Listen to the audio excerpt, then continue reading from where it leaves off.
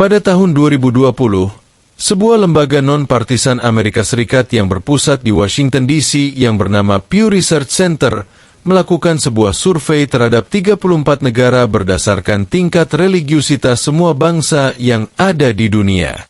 Survei yang berjudul The Global God Divide itu telah menempatkan Indonesia sebagai negara paling religius di dunia dengan nilai 95% yang sudah barang tentu mengalahkan Arab Saudi dan negara-negara Arab lainnya, yang dikenal sebagai tempat awal mula lahirnya peradaban Islam serta dikenal dengan hukum Islamnya.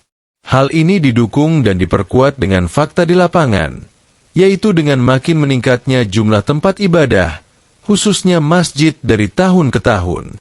Berdasarkan data dari Sistem Informasi Masjid, SIMAS, Kementerian Agama, per 7 Maret 2024, jumlah masjid yang ada di Indonesia secara keseluruhan berjumlah sekitar 299.692 buah masjid.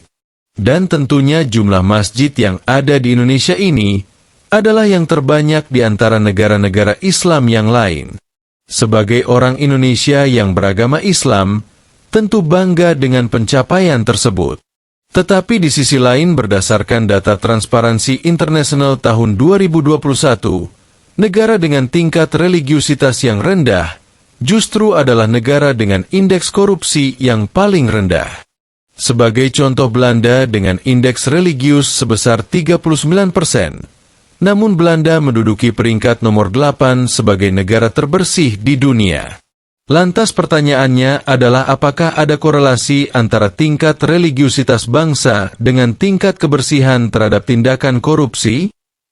Setelah diteliti, alasan mengapa survei yang dilakukan oleh Pew Research Center itu menempatkan Indonesia sebagai negara paling religius adalah karena dalam survei itu hanya memuat seputar spiritualitas pribadi atau makna agama bagi diri mereka sendiri dan bukan untuk orang lain. Salah satu yang dilupakan dalam survei itu adalah soal aspek moralitas akhlak, yang sebenarnya adalah aspek paling fundamental atau aspek paling dasar, yang harus dimiliki oleh setiap orang Islam terutama di Indonesia.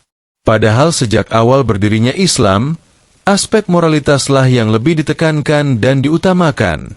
Baru setelah itu menyusul aspek-aspek yang lain. Bertitik tolak dari budaya jahiliyah dan rusaknya moral bangsa Arab pada masa silam, Nabi Muhammad sebagai nabi terakhir diutus oleh Tuhannya adalah dengan tujuan untuk menyempurnakan akhlak dan memperbaiki moral yang sudah rusak pada masa itu. Hal itu juga sudah dikuatkan dalam kitab sucinya.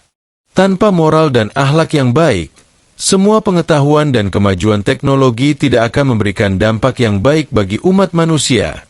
Sebaliknya akan perlahan-lahan membuat kerusakan yang jauh lebih besar dan menakutkan di seluruh belahan dunia. Coba Anda perhatikan kehidupan saat ini. Anda dapat melihat dunia berubah dengan begitu cepatnya. Ilmu pengetahuan dan teknologi berkembang pesat, pembangunan ada di mana-mana, dan orang pintar tidak kurang jumlahnya.